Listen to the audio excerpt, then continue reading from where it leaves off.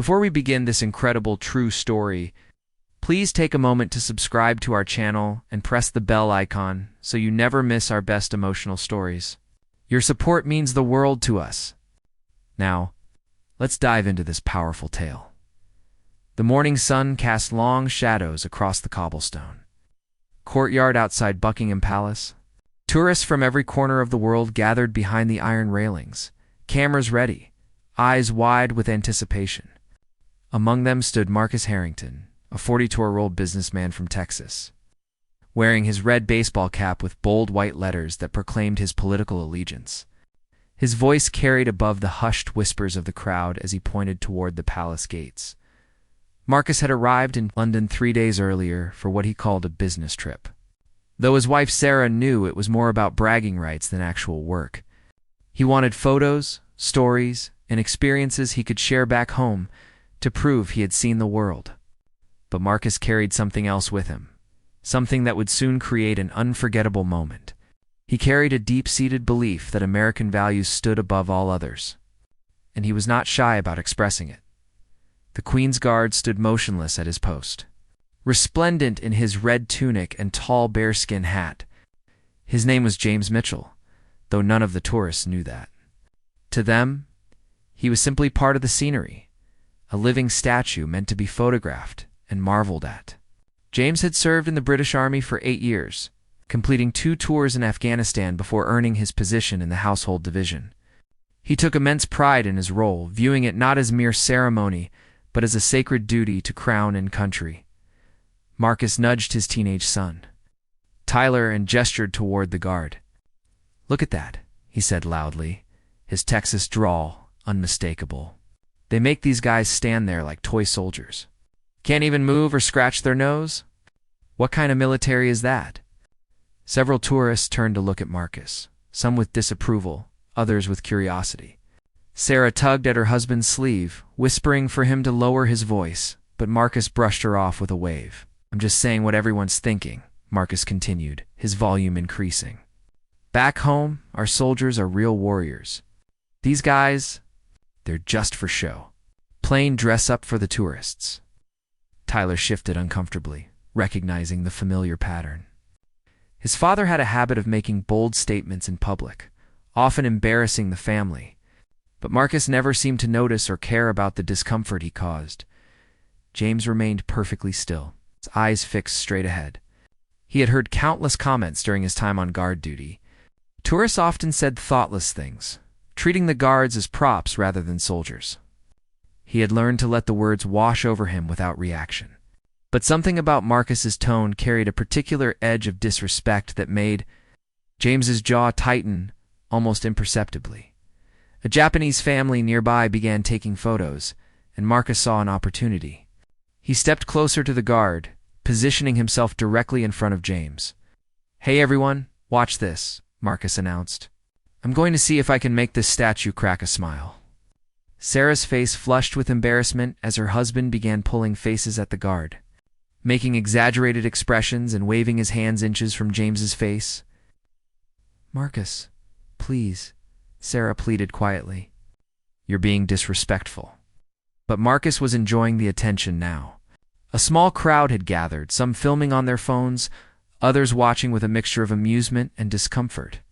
Marcus turned to address his growing audience. "You know what the problem is?" Marcus said, his voice dripping with false authority. "These royals sit in their palace living off taxpayer money while pretending they're special.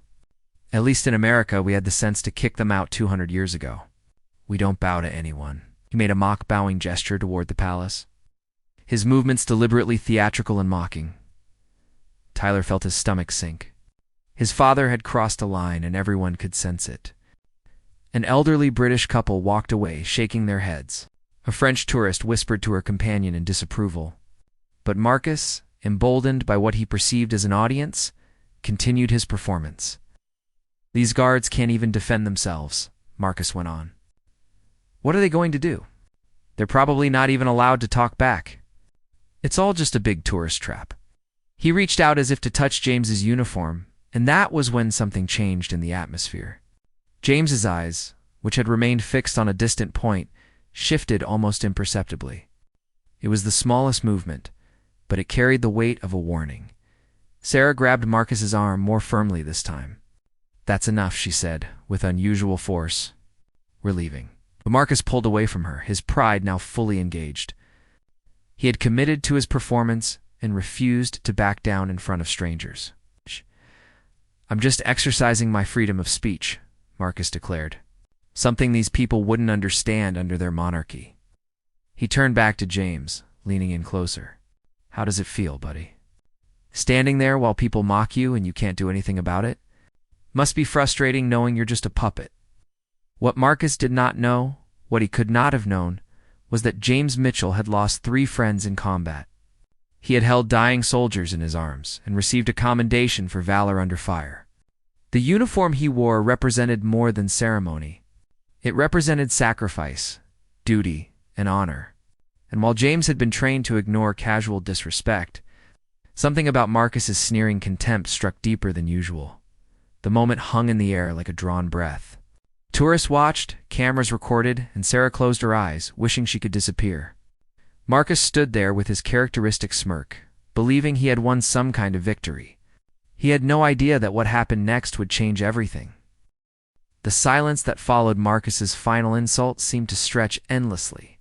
James Mitchell stood at his post, every muscle in his body trained for absolute stillness. Yet inside him something had shifted. Years of military discipline fought against a rising tide of emotion that threatened to break through his professional exterior. His breathing remained controlled, measured, exactly as it should be. But behind his eyes, memories flickered like old photographs coming to life. He remembered Williams, Henderson, and Cooper. 3 names etched permanently in his mind. 3 friends who had not made it home from Helmand Province. He remembered the weight of Williams's body as he had carried him to the evacuation helicopter. Remembered Henderson's last words about his daughter's upcoming birthday. Remembered the sound of Cooper's laughter just hours before the improvised explosive device had torn through their convoy. These memories lived with James every day. And his role in the Queen's Guard was not an escape from his military service, but a continuation of it. Marcus, oblivious to the depth of his offense, turned to his son with a triumphant grin. "See? I told you. They're just for decoration." Tyler refused to meet his father's eyes, his face burning with shame. At 16, he was old enough to recognize his father's behavior as not just inappropriate, but cruel. He glanced at the guard and thought he detected something in the man's bearing. A subtle tension that suggested the insults had landed, even if no visible reaction appeared. Sarah had reached her limit. "We're going back to the hotel," she announced firmly. Now, her voice carried an authority that Marcus rarely heard from his wife, and it momentarily surprised him. But he quickly recovered, laughing it off as he prepared one final remark. He turned back to James, raising his phone to take a selfie with the guard in the background. "One more for the folks back home," Marcus said. "Look, everyone, I found the world's most expensive statue." He positioned his phone, making an exaggerated silly face, when something extraordinary happened. James Mitchell moved. It was not a small movement or an accidental twitch. It was deliberate, purposeful, and utterly unexpected. In one fluid motion, James executed a precise military turn, shifting from his forward-facing position to directly face Marcus. The movement was so sharp, so perfectly controlled, that it seemed to crack through the air like a whip. Marcus stumbled backward, his phone nearly slipping from his hand. The crowd gasped collectively, and dozens of cameras swung toward the scene, capturing what would soon become a viral moment. But James was not finished. With the same military precision, he took 2 steps forward, closing the distance between himself and Marcus. His face remained impassive, but his eyes, those steady brown eyes that had witnessed combat and loss, now bored directly into Marcus with an intensity that needed no words. Marcus felt his bravado crumble like sand.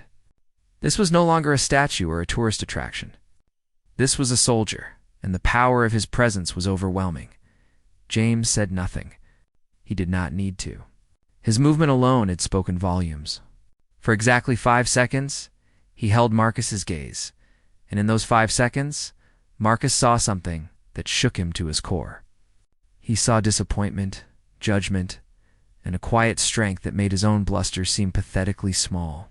Then, with the same controlled precision, James executed another sharp turn and resumed his original position. Once again becoming the perfect statue, the courtyard erupted in scattered applause. Several British tourists clapped openly, while others nodded in approval. An elderly veteran in the crowd called out, "Well done, lad," his voice thick with emotion. Marcus stood frozen, his face drained of color, his earlier confidence completely evaporated. He looked around at the crowd and saw what he had been too self-absorbed to notice before. He saw disapproval in their faces, disappointment in their expressions, and something worse. Pity. Tyler stepped away from his father, creating physical distance that represented the emotional gulf that had just widened between them. Sarah moved to her husband's side, but not in support. "Are you satisfied now?" she asked quietly, her voice trembling with suppressed anger. "You humiliated yourself and embarrassed your family. I hope whatever point you were trying to make was worth it." Marcus opened his mouth to respond, to defend himself, to explain that he had just been joking, but no words came. For perhaps the first time in years, Marcus Harrington found himself speechless. The guard's silent response had been more powerful than any verbal rebuke could have been. It had stripped away Marcus's protective layer of arrogance and forced him to confront the reality of his own behavior. A middle-aged British woman approached Marcus, her expression stern. "That young man is a soldier," she said, her accent crisp and clear. "He has likely seen and done things you cannot imagine to keep people safe. The uniform he wears represents service and sacrifice. You should be ashamed of yourself." She did not wait for a response before walking away, leaving Marcus standing there with the weight of her words pressing down on him. The crowd began to disperse, but Marcus noticed that many people were deliberately avoiding looking at him as they passed. He had wanted attention, and he had gotten it, but not the kind he had imagined. Tyler had walked several yards away and was pretending to examine something on his phone. Sarah stood beside Marcus, but her body language spoke of distance rather than solidarity. "We should go," Marcus finally managed to say, his voice barely above a whisper. His earlier Texas drawl had vanished, replaced by something smaller and uncertain. Sarah nodded without speaking, and together they began walking away from the palace gates. Tyler followed at a distance, maintaining the space between himself and his parents. As they walked, Marcus could not resist one glance back at the guard.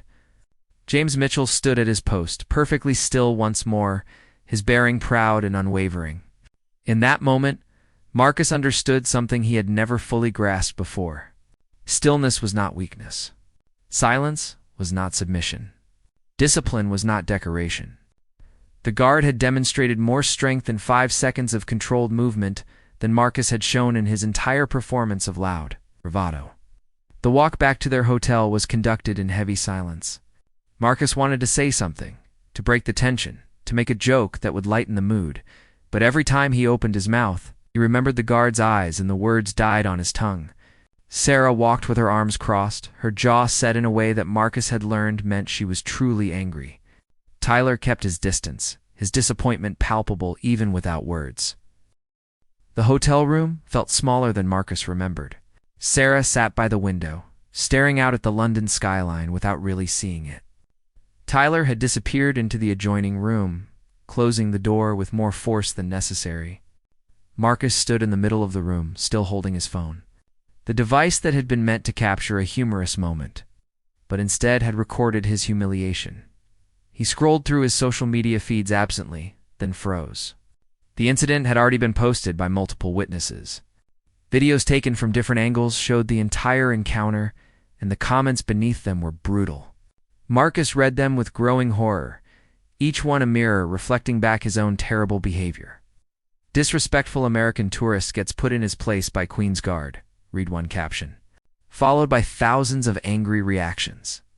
"This is why Americans have a bad reputation abroad," commented another user.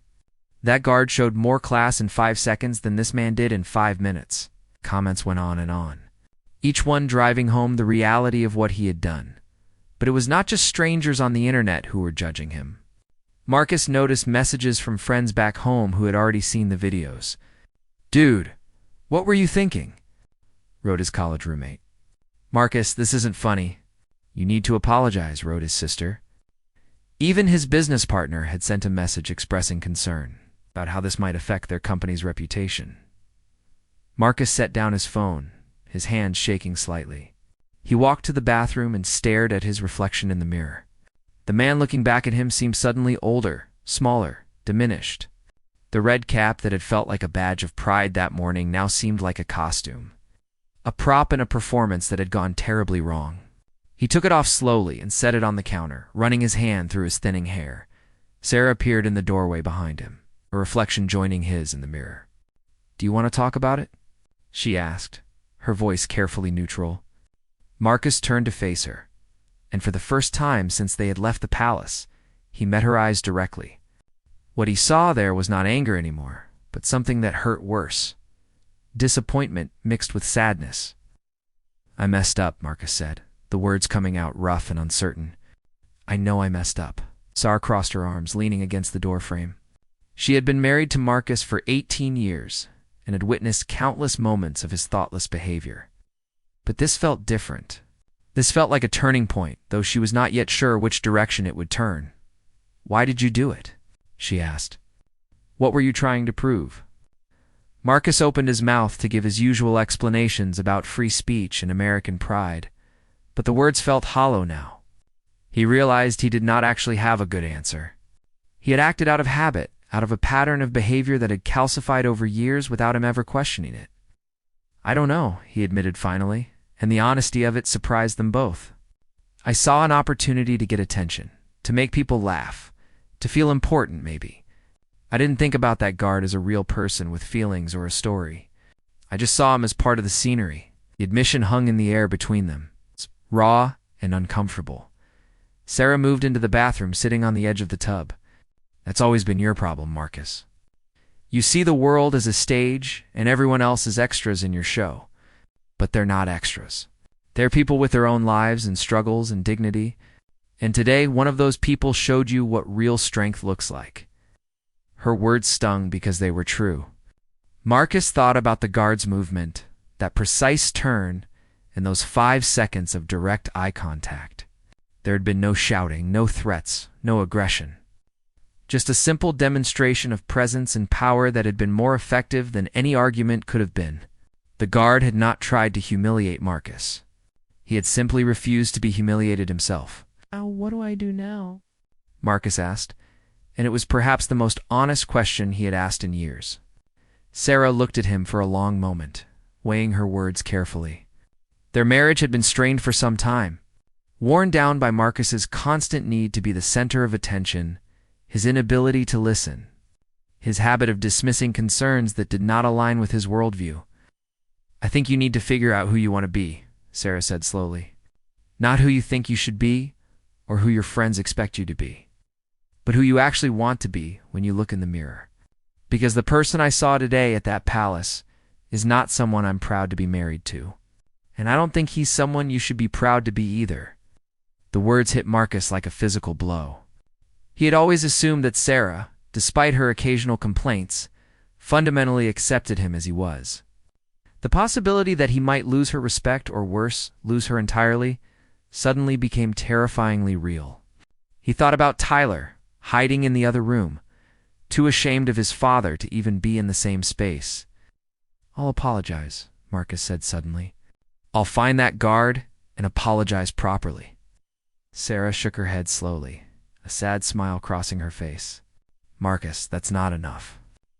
Apologizing to one person for one incident doesn't change the pattern. You need to understand why you act this way and decide if you want to change it. That's the real work." She stood up and walked past him, pausing at the door. "I'm going to take Tyler out for dinner. Give you some time to think." "Really think, Marcus? Not about what you'll say or how you'll fix this particular moment, but about whether you like the person you've become." She left. And moments later, Marcus heard her talking quietly to Tyler, then the sound of the hotel room door closing. Alone now, Marcus returned to his phone. He watched the videos again, forcing himself to see what others saw. He watched himself mugging for the camera, making his mocking bows, reaching toward the guard. He saw his son's embarrassed posture, his wife's pleading expression, the disapproval on the faces of other tourists. And he saw the guard, dignified and controlled. Even in the face of deliberate disrespect, Marcus began reading articles about the Queen's Guard, something he should have done before his trip. He learned about their military training, their service records, the fact that many were combat veterans.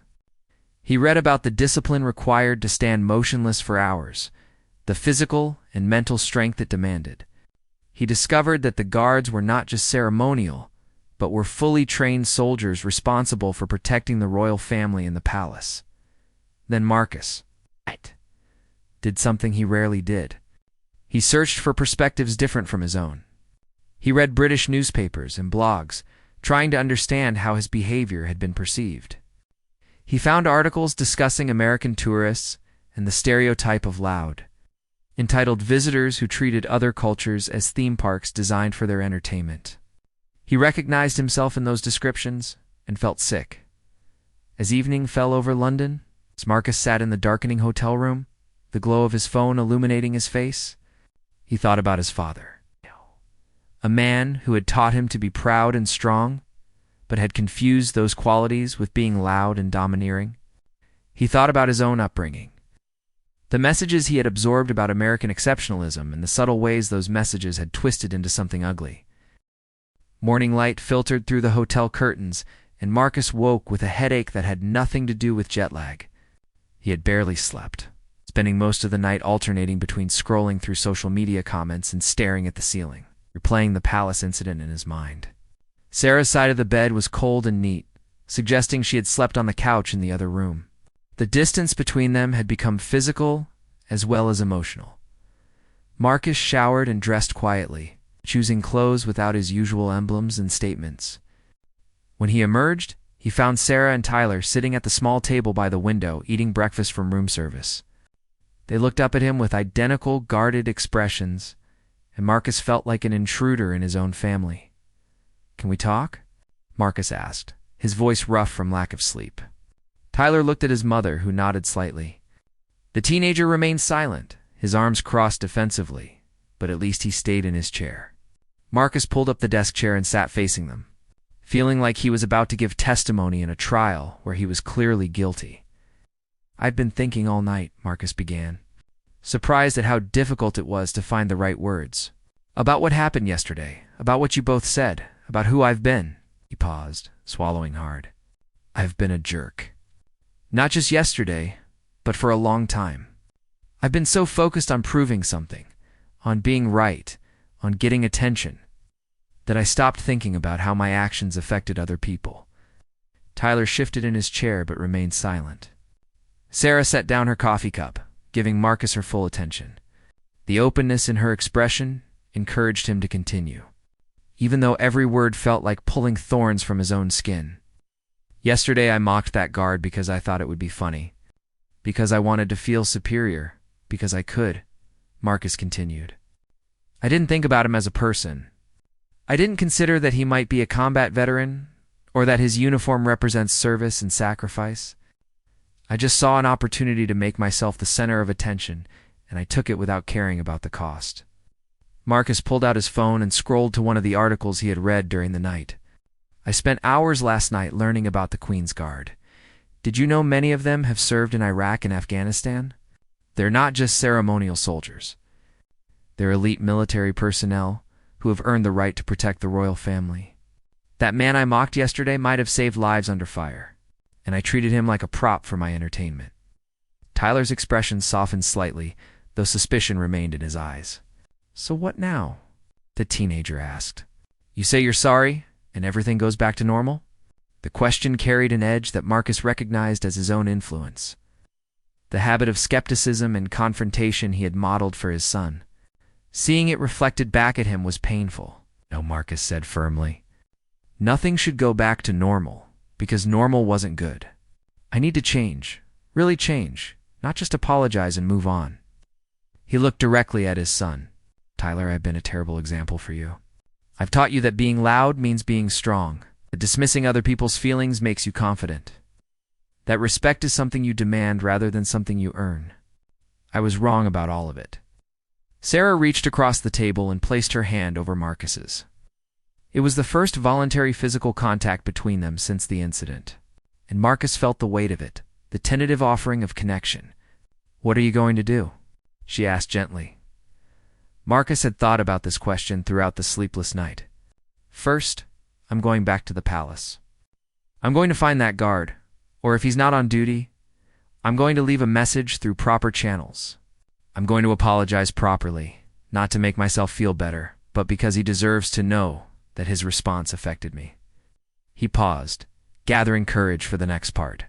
"And I want you both to come with me. I want you to see me take responsibility." Tyler looked at his mother, then back at his father. "What if he's not there? What if you can't find him?" Marcus shrugged, a gesture that felt different from his usual dismissive wave. "Then I'll keep trying. This isn't about checking a box or completing a task. It's about showing respect that should have been there from the beginning." They finished breakfast in a less tense silence, and an hour later, the Harrington family stood once again outside Buckingham Palace. Marcus felt his stomach churning as they approached the gates. A different guard stood at the post where James Mitchell had been the day before, and Marcus felt both relief and disappointment. He approached a palace staff member who was directing tourists. "Excuse me," Marcus said, his voice humble in a way it rarely was. "Yesterday I behaved very disrespectfully toward one of the guards on duty here.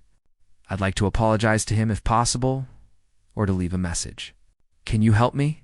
The staff member, a woman in her 50s with kind eyes, studied Marcus carefully. Recognition flickered across her face, and Marcus realized she had probably seen the videos. "The incident was reported," she said carefully. "The guard involved is off duty today, but I can arrange for a message to be delivered to him. Would you like to write something?" Marcus nodded gratefully. The woman produced a notepad and pen, and Marcus began to write. Aware that Sarah and Tyler were watching over his shoulder, his hand shook slightly as he formed the words. He wrote about his behavior, about his regret, about what he had learned. He did not make excuses or try to explain away his actions. He simply acknowledged the harm he had caused and expressed genuine remorse. When he finished, he handed the notepad back to the staff member, who read it with a neutral expression. "I'll make sure he receives this," she said, her tone warming slightly. "For what it's worth, the fact that you came back says something." Marcus shook his head. "It says I should have been better in the first place." The woman smiled slightly and nodded before walking. Away with the note, Marcus turned to find Tyler and Sarah watching him with expressions he could not quite read. "That's it?" Tyler asked. "You just write a note and we leave?" Marcus shook his head. "No, that's just the beginning. Come with me." He led them away from the palace, walking with purpose through the London streets. 20 minutes later, they stood outside a military charity shop that Marcus had found during his late-night internet research. The organization supported veterans and active service members dealing with physical and mental health challenges. Marcus walked inside, his family following uncertainly. An elderly man behind the counter looked up with a welcoming smile.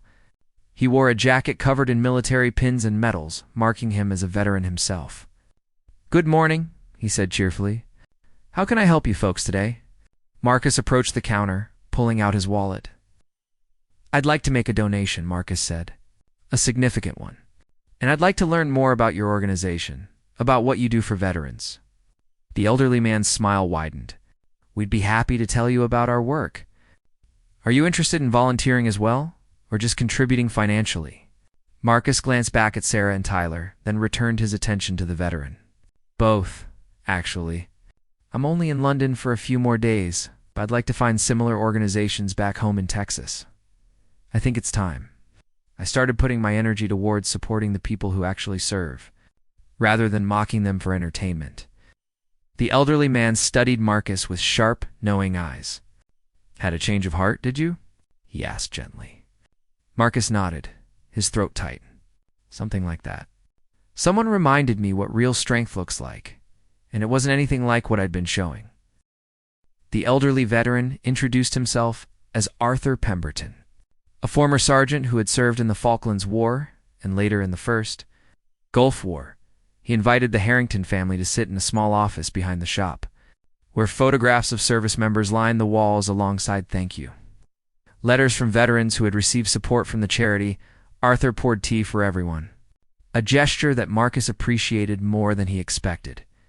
The simple act of hospitality felt profound after the shame of the previous day. Tyler examined the photographs with genuine interest, and Marcus watched his son study the faces of young soldiers, perhaps seeing them differently now. Our organization provides support for veterans dealing with trauma, both physical and psychological, Arthur explained, his voice carrying the weight of personal experience. We help with housing, employment, medical care, and most importantly, we create community. Many veterans struggle with the transition back to civilian life. They miss the brotherhood, the sense of purpose, the structure. Marcus listened intently, taking mental notes. Arthur spoke about soldiers who came home carrying invisible wounds, about the difficulty of readjusting to a world that often failed to understand what they had sacrificed. He talked about veterans who felt isolated and forgotten, whose service was acknowledged in parades and ceremonies, but not in the daily support they needed. "The young man you encountered yesterday," Arthur said gently, and Marcus's head snapped up in surprise. The veteran smiled knowingly. Word travels quickly in military circles, especially when one of our guards makes international news for putting an entitled tourist in his place. Marcus felt his face flush, but Arthur's tone held no judgment, only gentle amusement. "James Mitchell," Arthur continued, "served 2 tours in Afghanistan with the Royal Anglian Regiment. He lost friends over there. Came home with what we call survivor's guilt, though he'd never admit it. Joining the Queen's Guard was his way of continuing to serve, of finding purpose in ceremony and tradition. Standing at that post isn't easy work, you know. It requires tremendous discipline and mental fortitude." Sarah reached over and squeezed Marcus's hand. Tyler had stopped looking at the photographs and was listening intently to Arthur's words. The elderly veteran leaned back in his chair, his eyes distant with memory. "The tourists see the uniform and the stillness and think it's just for show," Arthur said. "But those young men and women standing guard have stories that would break your heart and inspire your soul. They've seen combat, lost friends, faced their own mortality. The discipline they demonstrate in remaining still, despite mockery and disrespect, that's the same discipline that kept them alive in war zones." Marcus's voice was barely above a whisper when he spoke. "I didn't know. I should have known, but I didn't even think to find out." Arthur nodded slowly. "Most people don't. That's not entirely your fault. We've created a society where military service is easy to overlook if it doesn't directly affect you. But now you do know, and the question is what you'll do with that knowledge." They spent the next hour learning about the charities programs. Arthur showed them case studies of veterans they had helped, always maintaining privacy but painting pictures of transformation and healing. Marcus wrote a check for an amount that made Sarah's eyebrows rise, but she said nothing. Jess squeezed his hand again in silent support. "I want to do more than just write a check," Marcus said as they prepared to leave. "When I get home, I want to volunteer with veteran organizations. I want to learn more, understand more, do more." Arthur walked them to the door, his hand resting briefly on Marcus's shoulder. "Real change doesn't happen overnight," the veteran said wisely. "It happens in small choices made consistently over time. You made a mistake, but you're taking steps to learn from it. That's more than many people do." He handed Marcus a card with contact information for similar organizations in Texas. "Stay in touch. Let me know how you get on." As they left the shop, Tyler spoke for the first time in hours.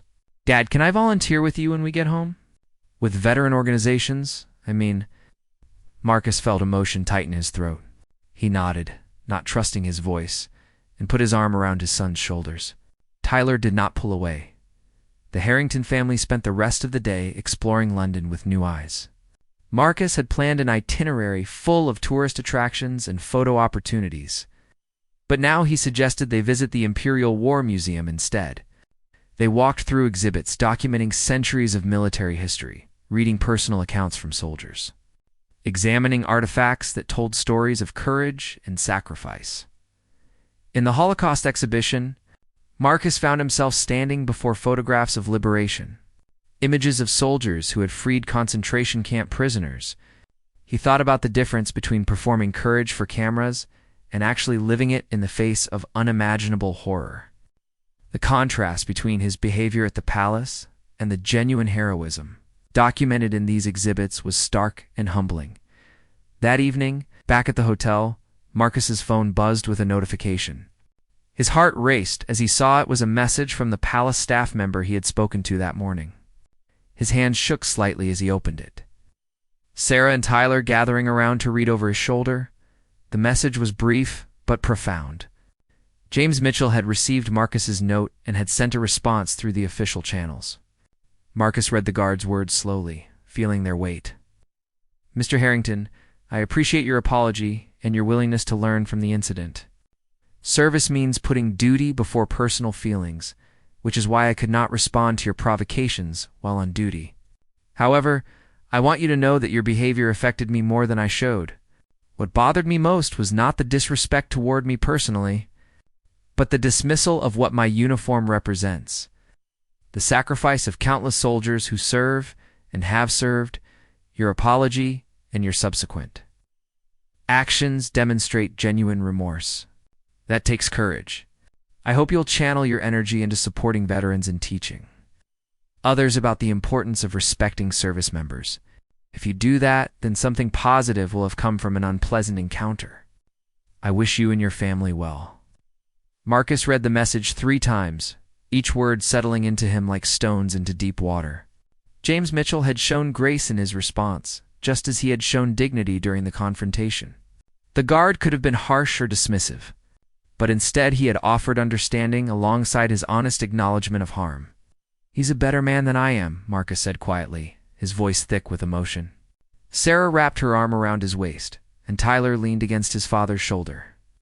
They stood together in the hotel room, 3 people bound by family, but reconnected by humility in the beginning of real change. That night, Marcus drafted a response to James through the same official channels. He thanked the guard for his grace and promised to honor his suggestion by supporting veterans and spreading awareness. He included information about the Texas organizations he planned to volunteer with, wanting James to know that his words had not fallen on deaf ears. Before bed, Marcus did something else he had not done in years. He sat down with Tyler and had a real conversation. Not a lecture or a performance, but an honest exchange between father and son. They talked about respect, about strength, about what it means to be a good person rather than just appearing to be one. "I'm sorry I've been a bad example," Marcus said to his son. "I taught you that being loud and aggressive was the same as being confident. But that guard showed me real confidence yesterday. He didn't need to shout or prove anything. He just stood in his truth, and that was more powerful than anything I've ever done." Tyler looked at his father with an expression that mixed hope with lingering hurt. "Are you really going to change? Or is this just because you got embarrassed?" The question was fair and cut straight to the heart of Marcus's intentions. Marcus thought carefully before answering. "I got embarrassed, yes, and that was the wake-up call I needed. But what's keeping me committed to change isn't the embarrassment. It's seeing who I've become and realizing I don't like that person. It's seeing the disappointment in your mother's eyes and the shame in yours. It's understanding that I've been living a shallow life, focused on image instead of substance." He paused, meeting his son's eyes. "I can't promise I'll be perfect. I'll make mistakes. But I promise I'll try to be better, and I'll be honest with you about the struggle." Tyler nodded slowly, and Marcus saw the beginning of forgiveness in his son's face. It was not complete, not yet, but it was a start. They talked late into the night, with Sarah joining them, the 3 of them rebuilding bridges that Marcus's behavior had damaged over the years. The final day of their London trip arrived with clearer skies. Marcus suggested one last visit to Buckingham Palace, not to confront or apologize again, but simply to pay quiet respect. They stood among the tourists, watching the changing of the guard ceremony. This time Marcus watched with reverence instead of mockery. He observed the precision of the guards' movements, the coordination of the ceremony, the pride evident in every step and turn. He noticed the faces of the soldiers. We're no longer seeing them as props, but as individuals with stories and service records and families waiting for them at home. When the ceremony concluded, Marcus did not rush forward for selfies. He simply stood in respectful silence, and his family stood with him. As they walked away from the palace for the last time, Marcus felt different. The change was not complete, not even close, but it had begun. He had spent his adult life building a personality around being the loudest voice in the room. The guy who said what everyone was thinking, the man who commanded attention. James Mitchell had shown him in 5 seconds that real power came from discipline, real strength came from restraint, and real respect was earned through character, not demanded through volume. On the flight home to Texas, Marcus drafted a post for his social media accounts. It was not an excuse or a justification, but a genuine acknowledgement of his behavior and a commitment to change. He explained what had happened at the palace, took full responsibility for his actions, and shared what he had learned. He included information about veteran support organizations and encouraged his followers to learn about military service and show proper respect to those who served. The post received mixed reactions. Some people praised his honesty and growth. Others accused him of virtue signaling or only apologizing because he got caught. Marcus read all the comments, both supportive and critical, accepting them as part of the consequence of his actions. He responded thoughtfully to genuine questions and ignored the trolls, another small sign of his evolving maturity. Back in Texas, Marcus followed through on his commitments. He contacted veteran organizations and began volunteering. He showed up to help with fundraising events, to assist with veteran job placement programs, simply listened to stories from men and women who had served. Tyler joined him, and together they learned about service and sacrifice from people who embodied those values. Marcus's business partners noticed the change in him. His meetings became more collaborative and less dominated by his voice. He listened more and spoke less. When he did speak, his words carried more weight because they were chosen more carefully. Some clients appreciated the change, while others were put off by his new humility. Marcus accepted the business consequences, understanding that real change would cost him something. Sarah noticed the most significant changes in their private life. Marcus asked more questions and made fewer assumptions. He apologized more readily when he was wrong and defended his position less aggressively when challenged. Their conversations deepened, moving beyond surface topics to genuine emotional connection. The distance that had grown between them began to close, slowly but steadily. 6 months after the incident at Buckingham Palace, Marcus stood in a community center in Austin, Texas, helping to organize a welcome home event for soldiers returning from deployment. He arranged chairs, set up food tables, and checked equipment for a presentation about veteran resources. Tyler worked beside him, a teenager having become genuinely passionate about veteran advocacy after their experiences in London. The irony was not lost on Marcus. 6 months earlier, he had mocked a soldier for standing still. Now, he was dedicating his free time to honoring and supporting military service members. The transformation had been difficult and ongoing. There were moments when his old habits resurfaced, when he caught himself about to make a thoughtless comment or seek attention inappropriately. But now he recognized those impulses and chose differently. A grizzled veteran named Robert Martinez approached Marcus, carrying a box of supplies. Robert had become a friend and mentor to Marcus over the past months, patiently teaching him about military culture and veteran needs. "You've come a long way," Robert said, setting down the box. "When you first showed up here, I wasn't sure if you were genuine or just trying to feel better about yourself." Marcus smiled ruefully. "Honestly, at first, maybe it was about feeling better. But somewhere along the way, it became about actually being better." Robert nodded approvingly. "That's the difference between guilt and growth. Guilt just makes you feel bad. Growth makes you different." The event filled with returning soldiers and their families. Marcus watched as children ran into their parents' arms, as spouses embraced after months of separation, as friends welcomed friends home. He saw the relief and joy on faces, but also the shadows of experience that marked those who had served in dangerous places. These were the kinds of people James Mitchell had been representing when he stood his post at Buckingham Palace. During the event, Marcus had the opportunity to speak briefly, sharing his story of transformation. He told the assembled veterans and families about his experience in London. not sparing himself the embarrassment of recounting his behavior.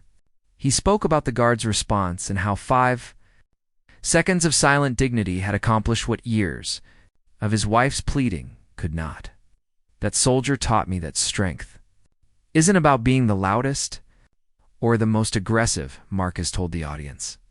It's about knowing who you are and standing firm in that truth. It's about discipline, restraint, and quiet confidence. These are qualities you all embody through your service, and it's taken me too long to recognize and respect that. The veterans listened politely, some skeptically, others with warmer expressions. Marcus understood their caution. He was still an outsider to their world, still learning their culture and earning their trust. But Robert had told him that showing up consistently mattered more than perfect words, so Marcus kept showing up after the event.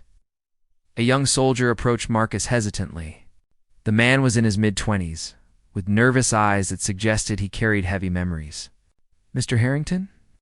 I saw those videos from London when they went viral. I'll be honest, I was angry at you. Real angry." Marcus nodded, accepting the statement without defensiveness. "But I've been watching what you've done since then," the soldier continued. "How you've been helping out, learning, changing. My dad was an alcoholic who never admitted he had a problem, never tried to change, so I know how hard real change is. I just wanted to say, I respect what you're doing." Marcus felt emotion tighten his throat. "Thank you for giving me a chance to learn, and thank you for your service." They shook hands, and Marcus felt the weight of forgiveness in the gesture. Unearned, but gratefully received. That evening, Marcus sat at his computer and composed an email to James Mitchell through the military charity in London. He had been corresponding with Arthur Pemberton regularly. The elderly veteran had offered to forward messages to James if Marcus wished to maintain contact. Marcus had hesitated, not wanting to burden the guard with unwanted communication, but Arthur had assured him that James had expressed willingness to hear about Marcus's journey. Marcus wrote about the past 6 months, about the volunteer work he and Tyler were doing, about the veterans they had met and the stories they had heard. He described how his marriage with Sarah had grown stronger as he learned to listen more and perform less. He shared the challenges he still faced in breaking old patterns and the small victories when he succeeded in choosing humility over pride. "You changed my life in 5 seconds, Marcus wrote. "Not because you humiliated me, though I deserved humiliation, but because you showed me what real strength looks like. You could have ignored me, or reported me, or responded with anger. Instead, you gave me exactly what I needed, a moment of truth that cut through my self-deception. I hope you know that your action that day did not just affect me. It's affecting my son, who is learning different values than I taught him before. It's affecting my marriage, which is healthier now than it's been in years. It's affecting the veterans I work with, who are getting support from someone who previously would have mocked them." He concluded the email with an invitation. "If you're ever in Texas, I would be honored to meet you properly and thank you in person. Not to make myself feel better or to check a box, but because I genuinely respect you and would like to learn more from you. Either way, I want you to know that your dignity and discipline on that October morning created ripples that are still spreading." Marcus hit send and sat back, wondering if James would respond or if the guard had moved on from the incident entirely. It did not matter, Marcus realized. Whether James replied or not, the work of change had to continue. That was the lesson Marcus was still learning. The transformation was not a destination, but a daily practice. Tyler appeared in the doorway of Marcus's home office, backpack slung over his shoulder.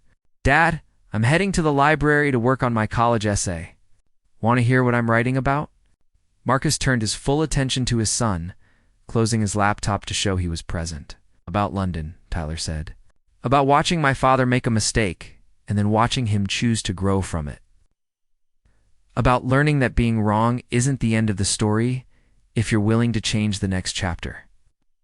Marcus felt tears prick his eyes. That's a good topic. Tyler smiled, a genuine expression that Marcus treasured because he had nearly lost the right to see it. "Mrs. Henderson says it's compelling because it's honest. She says the best essays show transformation, not perfection." The teenager paused at the door. "Thanks for giving me something real to write about." Not the embarrassing part, though that makes for a good opening. The part where you actually changed. After Tyler left, Marcus sat alone in his office, thinking about transformation and redemption. He thought about James Mitchell, still standing guard at Buckingham Palace. He's probably dealing with other thoughtless tourists who did not realize they were in the presence of someone extraordinary. He thought about all the veterans he had met through his volunteer work, people carrying invisible wounds and facing daily challenges that Marcus could barely imagine. His phone buzzed with a notification. Sarah had sent him a link to a news article about a veteran in their community who was struggling with medical bills after being injured in service. Without hesitation, Marcus opened his banking app and made a donation, then forwarded the article to his business partner with a suggestion that their company do a fundraising match. These small actions had become routine for Marcus, so integrated into his daily life that they no longer felt like conscious choices, but like natural expressions of who he was becoming. That was the real measure of change, he realized.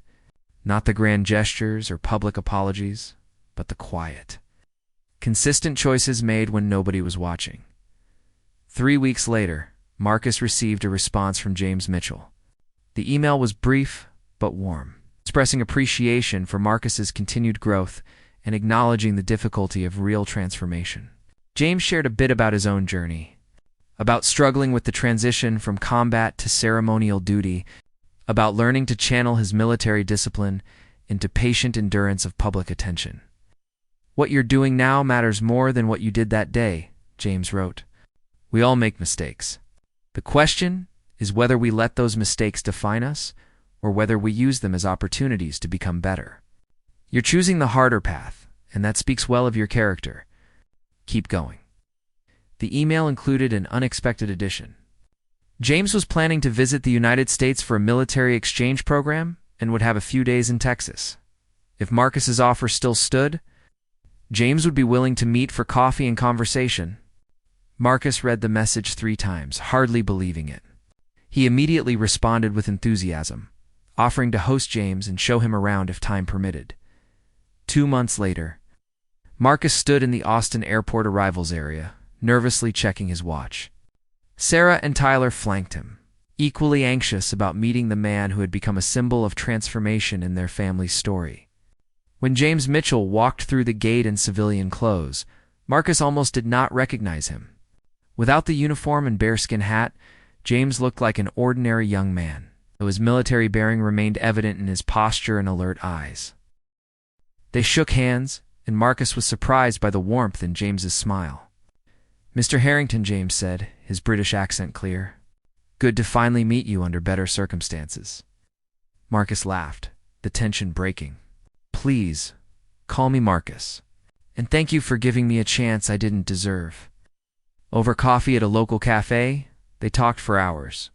James shared stories about his service, about the friends he had lost, about the honor he felt in serving the crown. Marcus told James about the work he had been doing with veterans, about the relationships he had built and the lessons he continued to learn. Tyler asked questions about military life with genuine curiosity, and Sarah contributed her own perspectives on the family's transformation. "I need to tell you something," James said at one point, his expression serious. "That day at the palace, I almost didn't respond to you. I had dealt with rude tourists before and always maintained my composure by ignoring them. But something about your behavior that morning pushed me to act.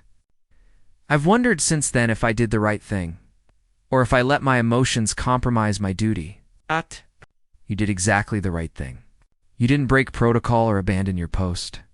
You just refused to be invisible, refused to let your service be diminished. That moment of assertion, of saying, 'I am here and I matter,' that's what changed everything for me. If you had ignored me, I would have gone home thinking I was funny and clever, and I would have continued being the same person who causes harm without caring."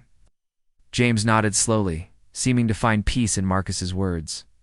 They made plans for James to speak at a veteran support event Marcus was organizing, wanting others to hear directly from an active service member about the realities of military life. The connection between them had evolved from adversary to something closer to friendship, built on mutual respect and shared commitment to supporting those who serve. As Marcus drove home that evening with his family, He reflected on the improbable journey that had started with 5 seconds at Buckingham Palace.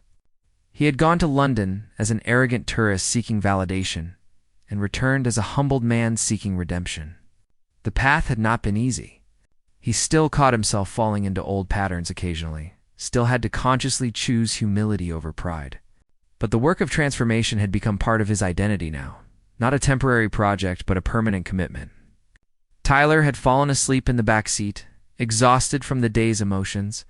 Sarah reached over and took Marcus's hand as he drove. "I'm proud of you," she said quietly. "Not because you're perfect now, but because you're trying. That's all I ever wanted, for you to really try to be better." Marcus squeezed her hand, keeping his eyes on the road. "I'm proud of us," he replied. "You didn't give up on me even when I gave you every reason to. Tyler didn't write me off even though I embarrassed him. You both stuck with me through the hard work of change. That's grace I'll spend the rest of my life trying to deserve." Ow. The lights of Austin sparkled in the distance as they drove home. A family transformed by an encounter with dignity and discipline. Marcus thought about James Mitchell flying back to England, returning to his post at Buckingham Palace, standing guard with the same quiet strength that had changed a stranger's life. He thought about all the people who stood their ground in small ways every day, choosing dignity over retaliation, choosing service over self-interest, choosing to be examples of what humanity could be at its best. That night, as Marcus lay in bed beside Sarah, he sent one final message to James. "Thank you for being the man you are. Thank you for showing me what I needed to see. Thank you for believing I could change. The work continues, and I'm grateful for it." James's response came hours later, after Marcus had fallen asleep, but he read it first thing in the morning. "The work of becoming better never ends for any of us. Keep going, Marcus. The world needs more people willing to grow. Stay in touch." Marcus saved the message, a reminder of grace received and responsibility embraced. He got up and prepared for another day of volunteer work, another day of choosing carefully his words and actions, another day of being the person he wanted his son to see when looking at his father. The transformation that began in 5 seconds would continue for the rest of his life, and Marcus had made peace with that truth. Some lessons, the most important ones, never really end. They just become who you are.